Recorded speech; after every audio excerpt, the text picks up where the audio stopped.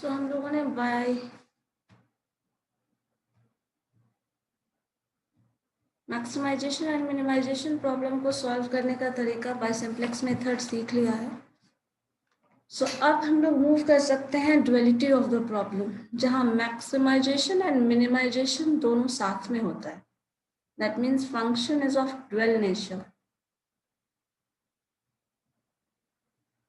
जैसे मान लीजिए आपके पास कुछ गिवन कंडीशन है टू ऑप्टिमाइज योर प्रॉफिट। सो आपका ऑब्जेक्टिव सिर्फ ये है कि आपको प्रॉफिट मैक्सिमाइज करना है, सिर्फ और सिर्फ ये। या सपोज कुछ कॉस्ट दिया हो या फिर आपके पास मिनिमम रिसोर्सेज है, दिस अमाउंट ऑफ मनी, कुछ ऐसा दिया हुआ है, इतना अमाउंट है आपके पास, और अकॉर्डिंगली आप प्लान करके उस मिनिमम कॉस्ट में मैक्सिमम प्रॉफिट गेन करना चाहते हैं। तो उस कॉस्ट, जब आपके पास मिनिमम कॉस्ट, ऑप्शन क्या रह गया, सिर्फ कॉस्ट को मिनिमाइज करना है। किस लेवल तक मिनिमाइज करोगे, कितना मिनिमाइज करोगे, इसका कोई टर्म ऐसा कुछ नहीं मेंशन है। लेकिन अगर आपको maximum profit with minimum resources दोनों एक ही साथ कंडीशन दे दिया जाए, देन हम ड्युअलिटी की बात करते हैं। दैट मीन्स मैक्सिमाइजेशन भी कर रहे हैं और साथ में मिनिमाइजेशन भी कर रहे हैं। सो यही चीज हम लोग आज डिस्कस करेंगे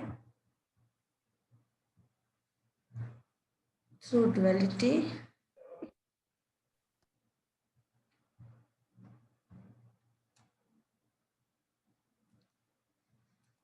सो इस चैप्टर में बेसिकली हम लोग पढ़ने वाले हैं ड्युअलिटी कॉन्सेप्ट, ड्वेल का फॉर्मुलेशन, कैसे वो प्रॉब्लम्स जो भी आपने एलपीपी प्रॉब्लम लिया है उस एलपीपी प्रॉब्लम को ड्वेल फॉर्मुलेशन में कैसे करेंगे, ड्वेल प्रॉब्लम में कैसे कन्वर्ट करेंगे वो, देन एडवांटेजेस ऑफ दैट, ये हम लोगों को पढ़ना है। देन उसके बाद फर्दर उसको सॉल्व कैसे करना है, जैसे हम लोगों ने अलग से पढ़ा था सिंप्लेक्स मेथड में। तो पहले सिंप्लेक्स मेथड, सिंपल प्रॉब्लम को हम सिंप्लेक्स मेथड में कन्वर्ट कैसे करेंगे वो सीख रहे थे। देन उसके बाद उसका सॉल्यूशन देख रहे थे। तो पहले हम लोग इसका जो इनिशियल टर्म्स है वो देखते हैं, फिर उसको सॉल्व कैसे करना होगा वो भी फर्दर सीखेंगे। सो आई थिंक अब मैंने बताया था आप लोगों को कि ड्युअलिटी का कॉन्सेप्ट क्या होता है, क्यों करते हैं, what is the objective of that. So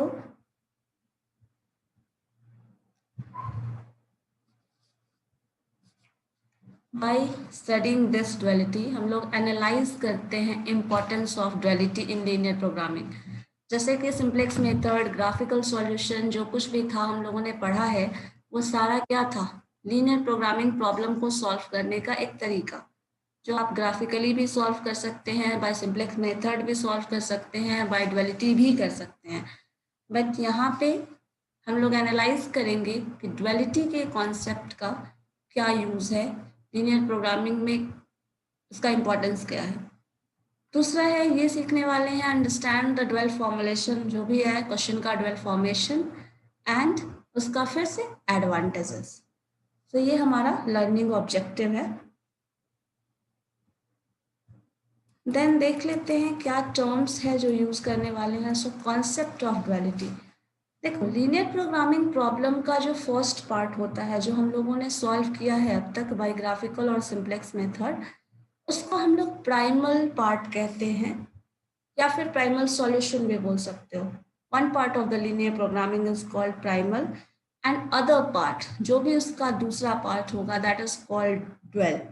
that means अगर कोई प्रॉब्लम क्वेश्चन है मैक्सिमाइजेशन प्रॉब्लम, देन उसका कॉरेस्पॉन्डिंग प्रॉब्लम हो जाएगा मिनिमाइजेशन। सपोज प्रॉफिट मैक्सिमाइजेशन की बात कर रहे हैं तो कॉस्ट मिनिमाइजेशन की बात करेंगे, या फिर कॉस्ट मिनिमाइजेशन की बात कर रहे हैं तो प्रॉफिट मैक्सिमाइजेशन की बात करेंगे।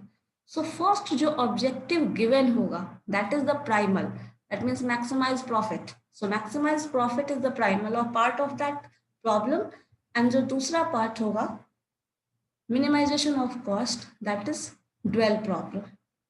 तो इसी तरह देखो लिखा है, अगर मिनिमाइजेशन प्रॉब्लम है, similarly each minimization problem has its corresponding dual problem, that is maximization।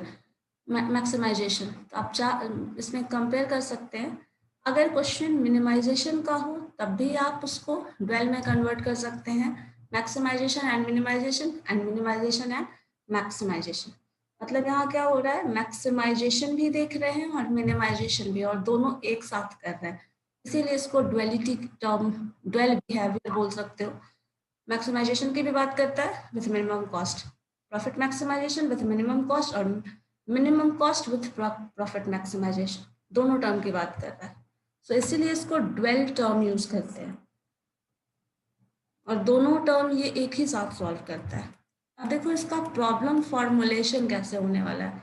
सारा कुछ फॉर्म जो है, जो फॉर्मेट होगा क्वेश्चन सॉल्व करने का, वे जो होगा, जो टर्म्स होंगे, वो मोर और लेस आपका सिंप्लेक्स मेथड से ही रिलेटेड होगा, जो आप लोगों ने ऑलरेडी पढ़ा हुआ है। बस उसका सॉल्व करने का तरीका थोड़ा डिफरेंट होगा और फॉर्मुलेशन ऑफ द प्रॉब्लम थोड़ा डिफरेंट होगा। सो ड्वेल फॉर्मेशन में हम लोग क्या करते हैं, देखिए ड्वेल प्रॉब्लम का फॉर्मुलेशन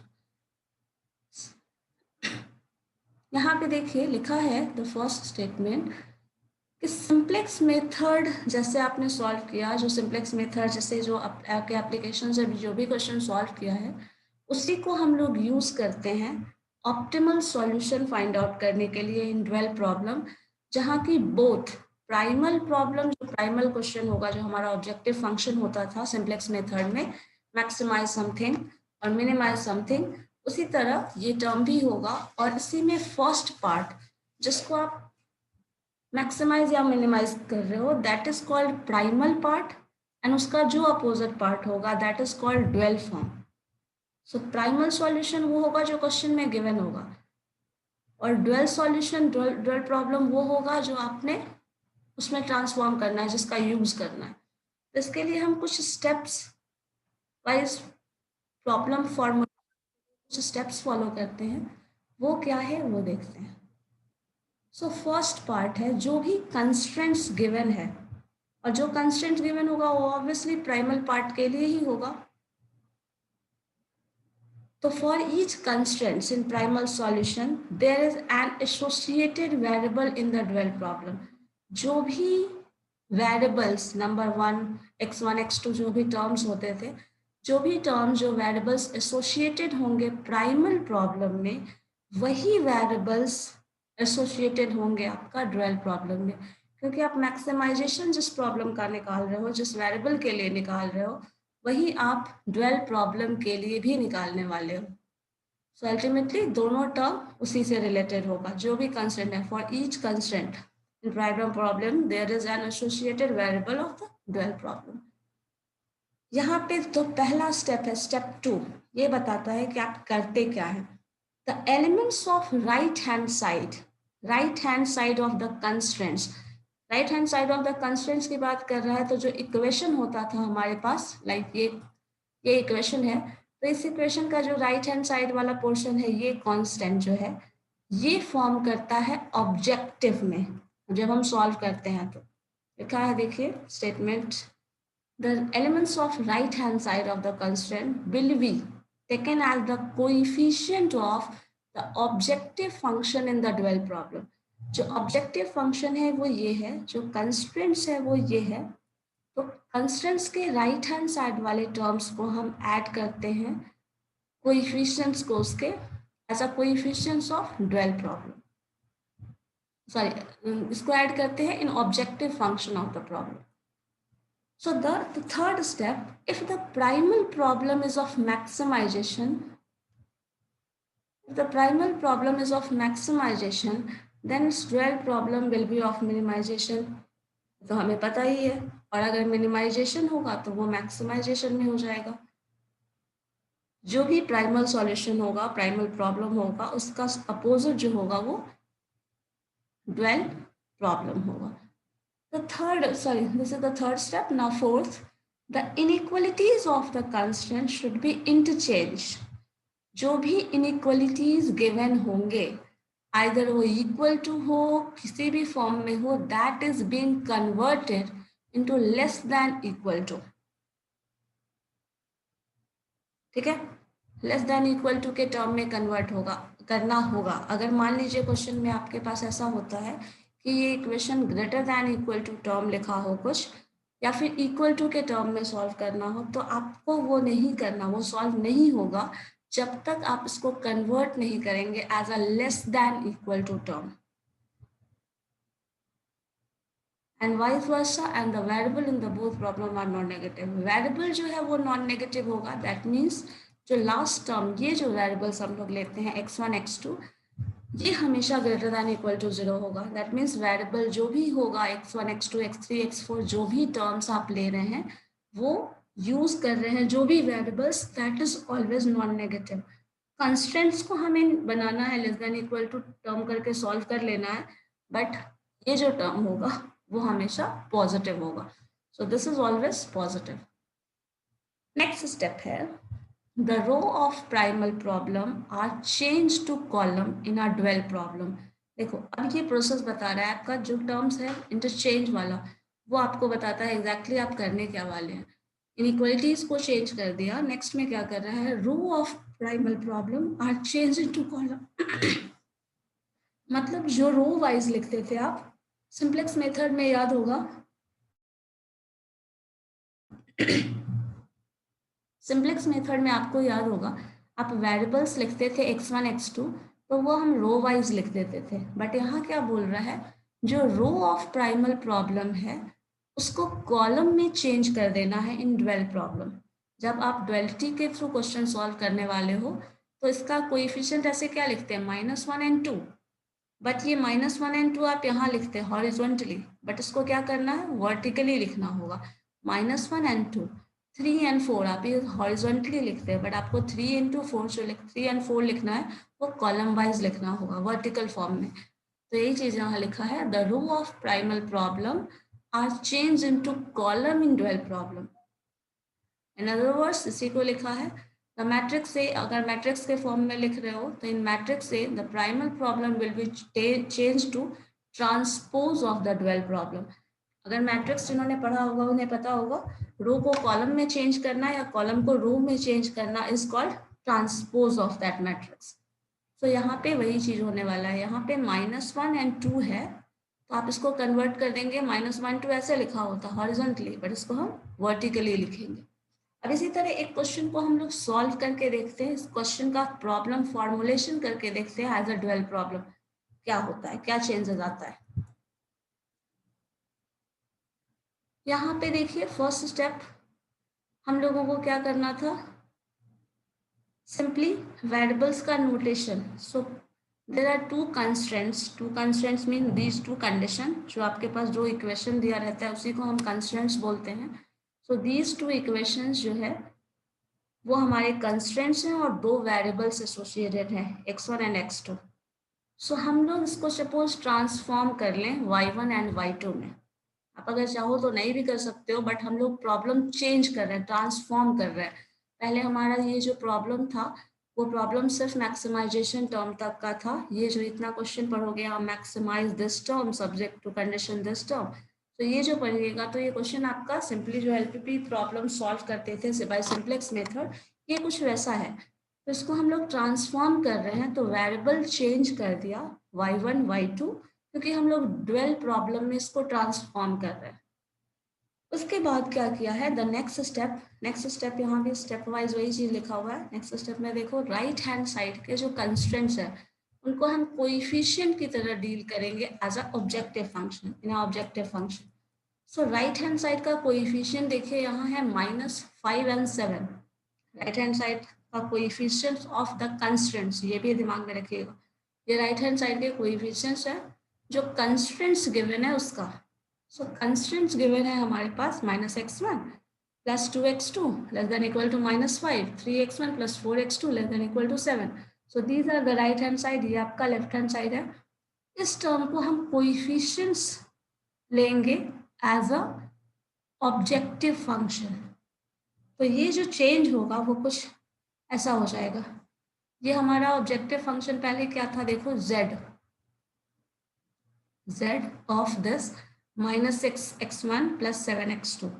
अब हम लोगों ने इंटरचेंज कर दिया इसे, क्या चेंज कर दिया, 6 जो है वो -5 से रिप्लेस हो जाएगा, 7 जो है वो, सॉरी 7 तो 7 से ही रिप्लेस हो रहा है, दोनों टर्म यहाँ 7 ही है। तो यहाँ पे देखिए आपने क्या लिखा, और क्वेश्चन था मैक्सिमाइजेशन का, तो ये कन्वर्ट हो गया मिनिमाइजेशन में।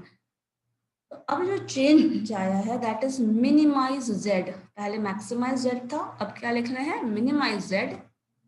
कोएफिशिएंट चेंज कर दिया, -6 को -5 से, 7 को 7 से, सो 5 -5y1 + 7y2।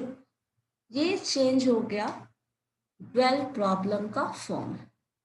मतलब हमने क्या किया है, देखिए फिर से अगर शुरुआत से देखें तो वेरिएबल्स को x1 x2 को कन्वर्ट कर दिया y1 y2 में, जो कोएफिशिएंट्स ऑफ मैक्सिमाइजेशन थे उसे कन्वर्ट कर दिया इसके RHS के कोएफिशिएंट से, और वेरिएबल जो टर्म था हमारा y1 y2 वो लिख दिया उसके कोएफिशिएंट के साथ। क्वेश्चन मैक्सिमाइजेशन का था तो इसे मिनिमाइजेशन में कन्वर्ट कर दिया।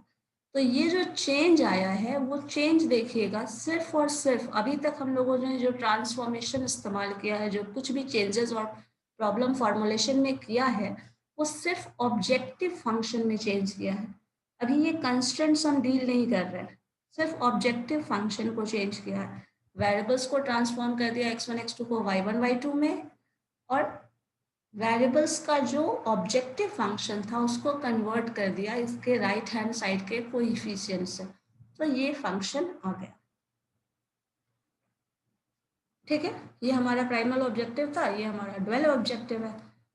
अब नेक्स्ट स्टेप पे क्या कर रहे हैं, जो इनइक्वालिटीज है उसको हम लोग कन्वर्ट करेंगे। तो inequalities of the constraints of primal solution जो है वो less than equal to type है। तो अब क्या हो जाएगा, hence the inequalities for the dual constraint will be of greater than equal to type। अगर ये less than equal to type maximization में है तो greater than equal to type minimization में हो जाएगा, और अगर ये मिनिमाइजेशन में होता less than equal to type तो मैक्सिमाइजेशन में greater than equal to type हम लोग कन्वर्ट कर देते थे। जो कुछ भी है उसका जस्ट वैल्यू इंटरचेंज मतलब चेंज कर देंगे। अगर मैक्सिमाइजेशन है तो मिनिमाइजेशन में कन्वर्ट होगा, मिनिमाइजेशन है तो मैक्सिमाइजेशन में कन्वर्ट होगा, less than equal to type है तो greater than equal to type होगा, greater than equal to type है तो less than equal to type होगा। अब इसके बाद क्या कर रहे हैं वो देखिए, यहाँ पे टर्म्स है, जो हमारा ये टर्म्स लिख रहे हैं ना, ये कंस्ट्रेंट्स को देखिएगा, कंस्ट्रेंट्स के कोएफिशिएंट को, और वो भी सिर्फ LHS वाले, that means -1 for x1, x2 अगर इसकी देखें तो 2 है कोएफिशिएंट, यहाँ 3 कोएफिशिएंट है, यहाँ 4 कोएफिशिएंट है। इसको एज अ मैट्रिक्स हम लिख लेते हैं। आप चाहो तो एज अ मैट्रिक्स नहीं भी लिखोगे तो कोई प्रॉब्लम नहीं है, बट हम लोगों को फिर से प्रॉब्लम जब सॉल्व करना होगा सिंप्लेक्स मेथड में तो हम लोग यूज़ करते हैं मैट्रिक्स का ही जो फॉर्म है वही यूज़ करने वाले होते हैं। तो हम लोग चाहे तो ऐसे लिख सकते हैं, नहीं तो आप चाहिए तो simply x1 y1 row wise column wise आप लिख लीजिए। और डायरेक्टली अगर प्रॉब्लम सॉल्व करना है तो जो सिंप्लेक्स मेथड में जैसे सॉल्व करते हैं उस तरह से भी लिख सकते हैं, लेकिन अगर स्टेप थोड़ा इंक्रीज करना चाहो तो इसको ऐसे लिख लो। सो यहाँ पे हमने सिर्फ कोएफिशिएंट लिख लिया है -1 2 3 एंड 4। बट नेक्स्ट स्टेप पे करना क्या है, रो को कॉलम और कॉलम को रो में चेंज करना है। हम लोगों ने यहाँ पढ़ा था ना, the row of primal problem are change into columns in dual problem. तो जो भी रो में लिखा है उसको आप कॉलम में कन्वर्ट करेंगे। तो रो में लिखा है वो देखिए, this is called row 1 and 2। ये आप हॉरिजॉन्टल वे अगर जाते हैं, मूव करते हैं horizontally then that is row, and vertically move करते हैं then that is column. So यहाँ पे -1 2 जो है वो इंटरचेंज हो जाएगा कॉलम में, मतलब ये रो है that is being converted into column. So -1 2 यहीं पे देखिए कन्वर्ट करके लिखा गया है -1 and 2। साथ में देख लीजिए दिस टर्म, ये -1 2 ऐसे लिखा हुआ था, उसको आप ऐसे लिख दिए। 3 4 जो है हॉरिजॉन्टली ऐसे लिखा हुआ था तो आप ऐसे लिख दिए। ये next step, this is the 5th step. ये इतना कर दिए तो हमारे पास ड्वेल में कन्वर्ट हो गया है ऑलमोस्ट सब चीज। अब लास्ट स्टेप क्या है वो देख लेते हैं।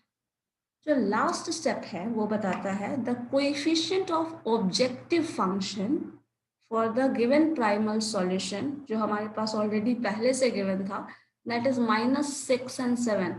ये क्या किया जा रहा है, are taken on the right hand side of the constraints of the dual problem.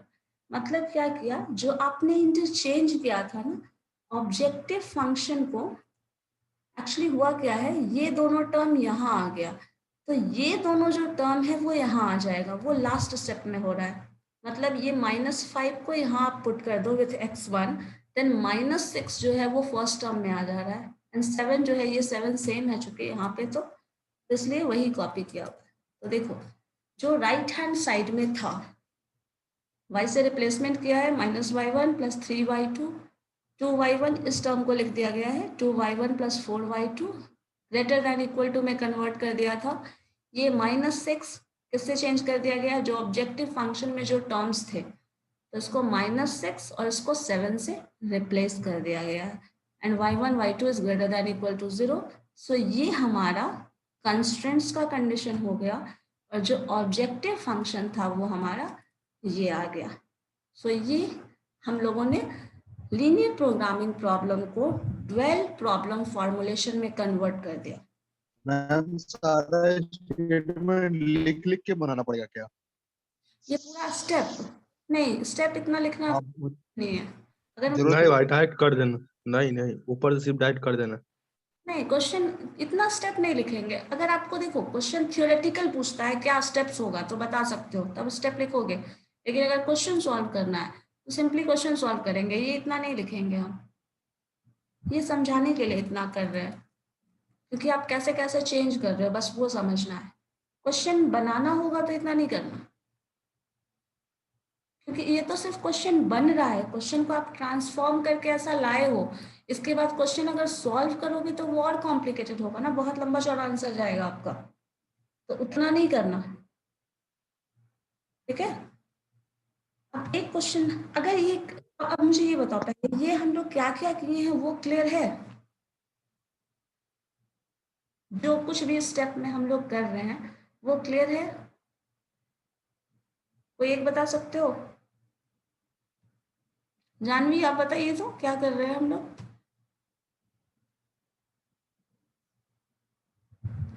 I think Janvi ने लेट ज्वाइन किया था, और कोई जो शुरू से देख रहे हो?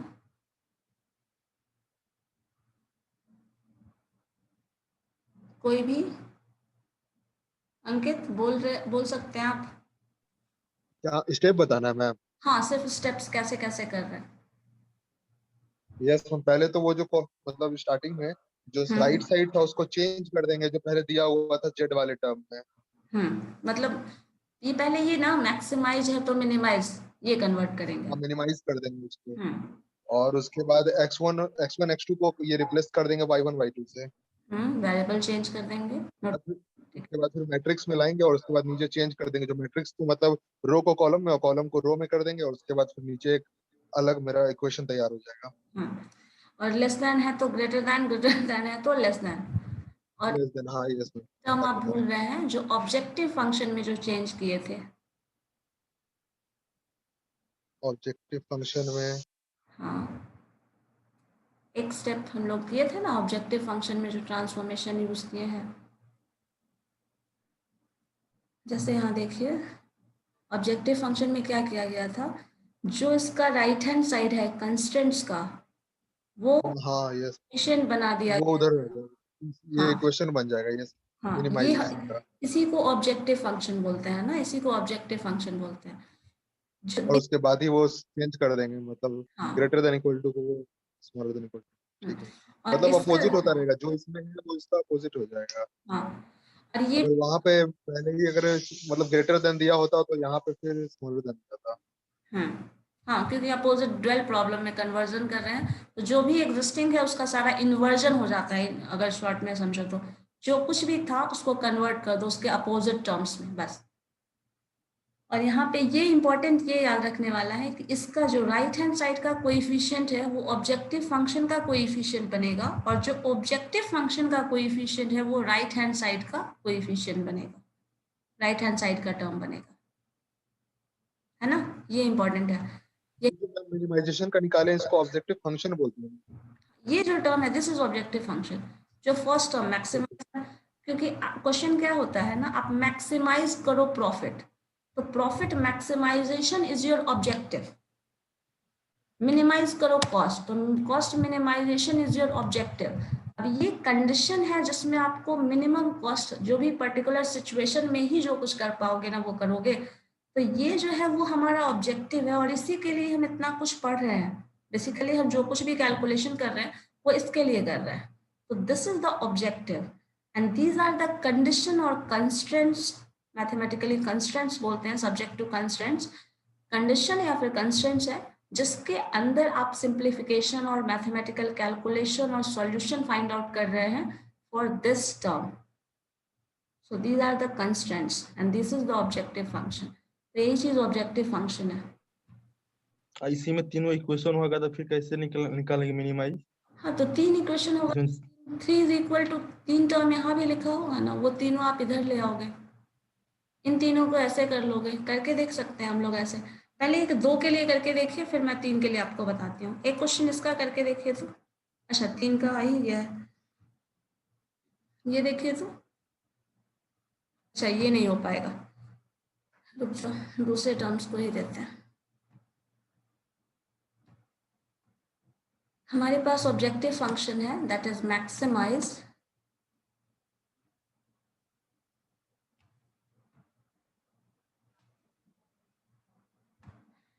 z is equal to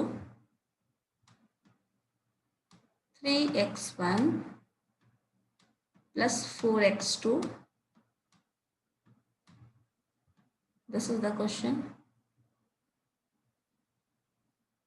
ये आपका ऑब्जेक्टिव फंक्शन है। जो कंडीशन है that is x1 minus x2 is less than equal to 4 and 2x1 plus 3x2 less than equal to 6. साथ में हमारा वो कंडीशन होता है नॉन ऑब्जेक्टिव नॉन नेगेटिविटी वाला, so this would be greater than equal to 6। करके देखिए तो 12 प्रॉब्लम में क्या आएगा।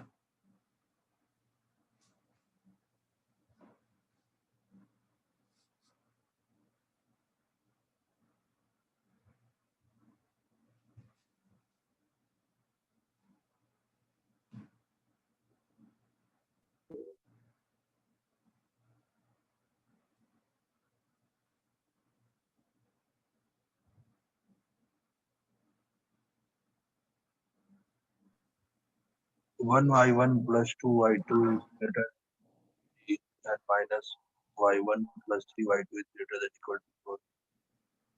चलिए ये बताइए इसका मैक्सिमाइजेशन में क्या लिखेंगे यहाँ पे, सिर्फ maximise objective function 4y plus 6y2।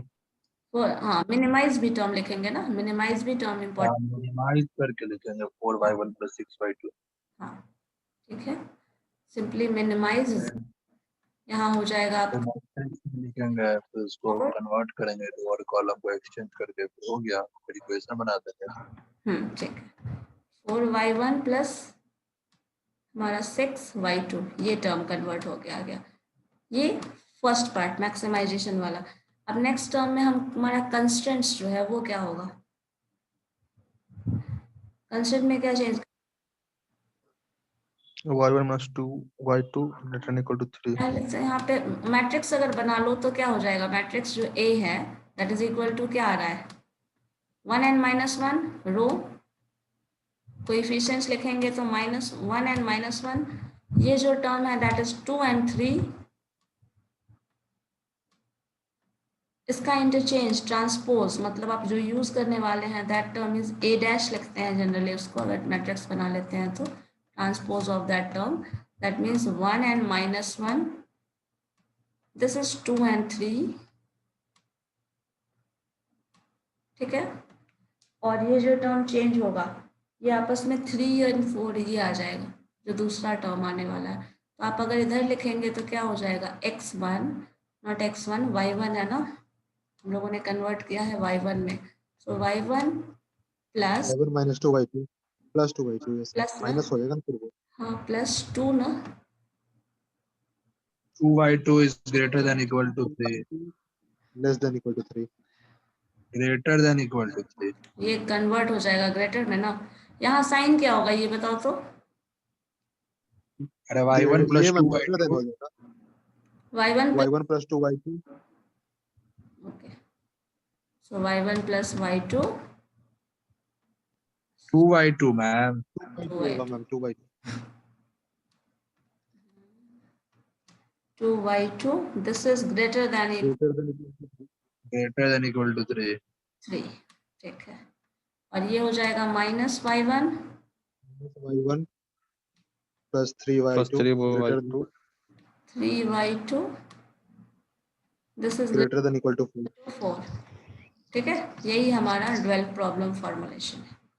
और साथ में कंडीशन वही y1 y2 आपको पता ही है, this will always non negative values की बात करता है, ग्रेटर देन इक्वल टू 0, ठीक है। अब चलो नेक्स्ट क्वेश्चन इसी का देखते हैं हम लोग, टर्म्स थोड़ा डिफरेंट है।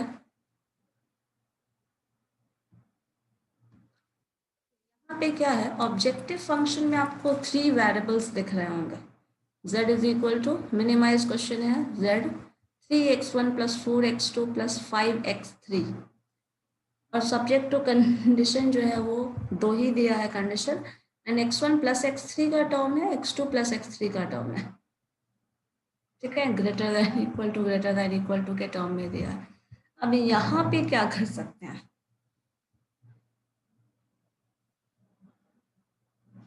कोई बता सकता है? किसी इक्वेशन में अगर कोई टर्म नहीं हो तो y1 और y2 लेके करेंगे, वो x3 वाला छोड़ देंगे।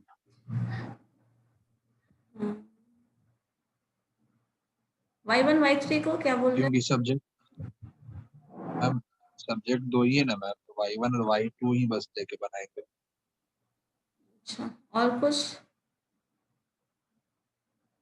सिर्फ हमारे पास y1 y2 का टर्म मिल रहा है, वो तो ठीक है, कर लेंगे। इसको सॉल्व कैसे करेंगे फिर? यहाँ पे तो 3 टर्म मांग को चाहिए कोएफिशिएंट, यहाँ पे तो 2 ही टर्म मिलने वाला है, कैसे कन्वर्ट करेंगे? बिकॉज कंडीशन पे ही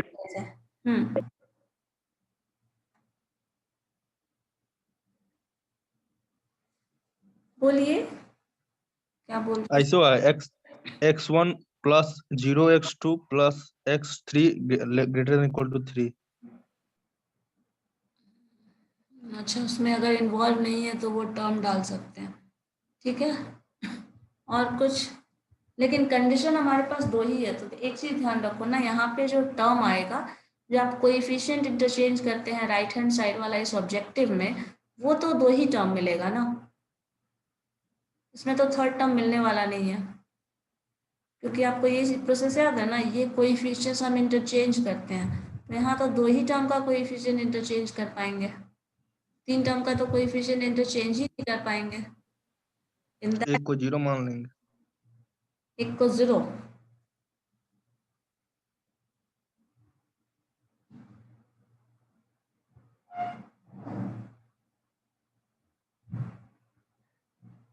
और इस कंस्ट्रेंट्स का कोई इंपॉर्टेंस नहीं है।